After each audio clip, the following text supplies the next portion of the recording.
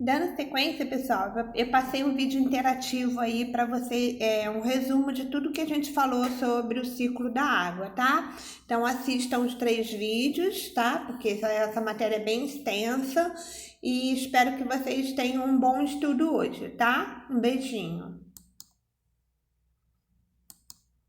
Vamos conversar um pouco sobre o ciclo da água. Todos nós estamos familiarizados com ele. Na verdade, todos nós fazemos parte do ciclo da água, em todos os momentos de nossas vidas. Podemos não totalmente apreciá-lo.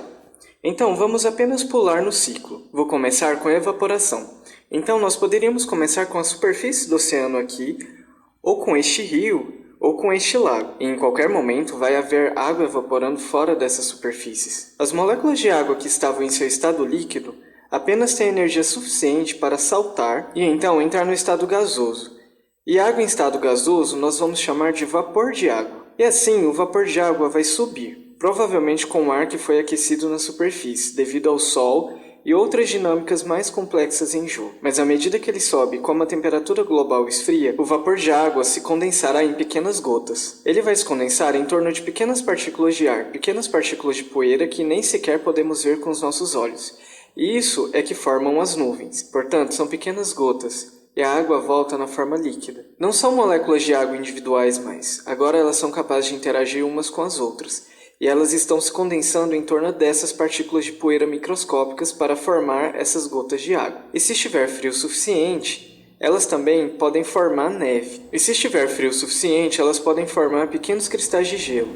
E isso que as nuvens são. Nós vemos aqui que elas estão falando de transporte. E ver nuvens, essas nuvens estão se movendo com o vento. E assim elas poderiam estar movendo todas essas gotas. E quando essas gotas ficam pesadas o suficiente, elas precipitam. Agora elas podem precipitar de volta para onde começamos. Elas poderiam voltar para o mar. Ou poderiam ir para a montanha aqui. E desde que o ar estiver frio o suficiente e estiver nas condições certas, as moléculas de água podem precipitar na forma de neve. E pode ficar a neve ali, ou gelo. Mas eventualmente pode começar a aquecer.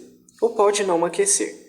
Mas se o gelo ou a neve são aquecidos, eles derretem. Então, haveria o escoamento de neve. E isso é o que você está vendo aqui. Se a chuva está caindo nessa área, significa que não é frio o suficiente para as moléculas de água serem transformadas em neve. A maior parte dessa água percola para baixo do solo. Assim, a maior parte vai para baixo. Nós olhamos em torno de nós e vemos esses rios e lagos. E dizemos, uou, há muita água lá. Mas acontece que há muito mais água dentro do solo e, obviamente, no oceano. Vamos falar sobre isso daqui a pouco. Então, você tem toda essa água que forma esses aquíferos subterrâneos, mas alguns deles acabam nesses lagos. E esses lagos são formados geralmente em uma situação em que o solo já está saturado de água, ou há tipos adequados de rochas que contêm a água aqui em cima. Da mesma forma que os rios são formados pelo escoamento, pelo derretimento da neve. Em geral, se você ver um riacho ou um rio perto da sua casa, especialmente quando chove, ele enche. É uma boa indicação de que as águas subterrâneas estão saturadas e a água está correndo no rio. No geral, o ciclo da água é assim. Você tem evaporação, condensa em nuvens e eventualmente precipita, e continua dessa forma. Agora, é claro que há outros atores em jogo. Você tem, por exemplo, as plantas. As plantas captam água abaixo do solo até onde as suas raízes vão, e usa essa água para transportar nutrientes de baixo do solo para cima nas folhas. Ela também usa aquela água como parte do processo de fotossíntese que estudamos em muitos vídeos. Muita da água é transpirada. Então, isso é transpiração, essencialmente evaporar a água das folhas. Aqui você vê a palavra sublimação. Isso ocorre quando a água na forma sólida, ou seja, na forma de gelo, se transforma em gás, ou vapor de água. Isso vai acontecer em situações onde está frio e muito seco, e em geral com baixa pressão. Assim, ao invés de entrar no estado líquido, então as moléculas de água começam a sair como vapor de água. E é claro, como eu disse, nós somos parte disso. Bem, como somos parte disso? Vamos beber um pouco desta água fresca.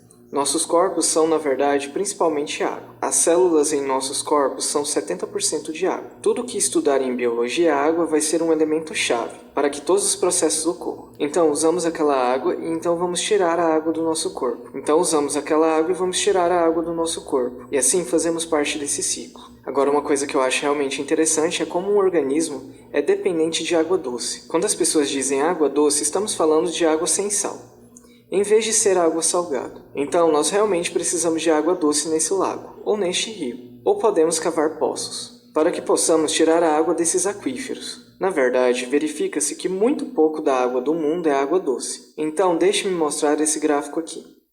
Eu sempre soube disso, mas nunca soube o quão pouco de água doce há no mundo. Assim, de toda a água em nosso planeta, 97,5% é água salgada, em sua maior parte em nossos oceanos. Apenas 2,5% é água doce. E mesmo que seja 2,5% de água doce, muito pouco disso é o que tradicionalmente associamos como água doce, os lagos e os rios.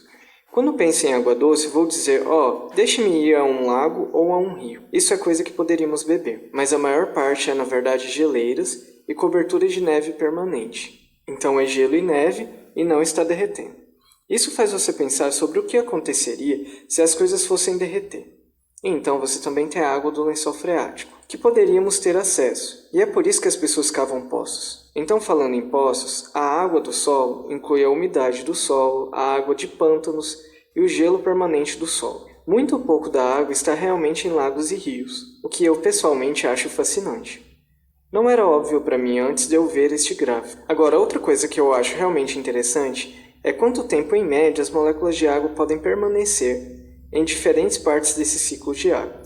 Voltando aqui, você pode imaginar uma molécula de água. Pode ficar por um tempo muito longo no oceano, especialmente você sabe que ela vai estar se movendo, dependendo das correntes oceânicas e da temperatura e tudo isso, e poderia permanecer nessa forma líquida nesse oceano por muito tempo. E talvez gaste menos tempo em uma nuvem. E as pessoas realmente estudaram isso, o que eu acho fascinante. Eu estaria curioso para descobrir como eles realmente obtêm esses dados.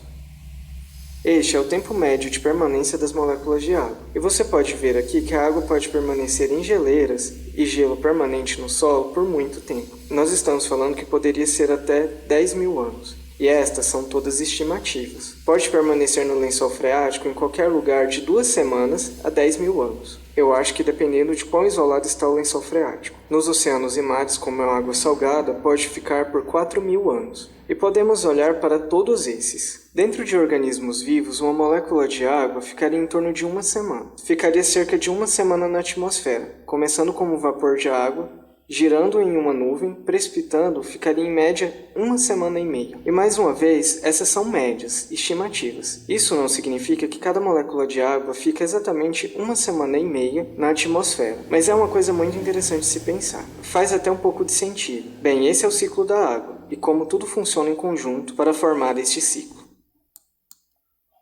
Bom, gente, essa daí é um vídeo para ajudar vocês a ter um melhor esclarecimento sobre o conteúdo, como eu gosto de acrescentar em ciência, geografia e história, tá bom? Bom estudo e até amanhã.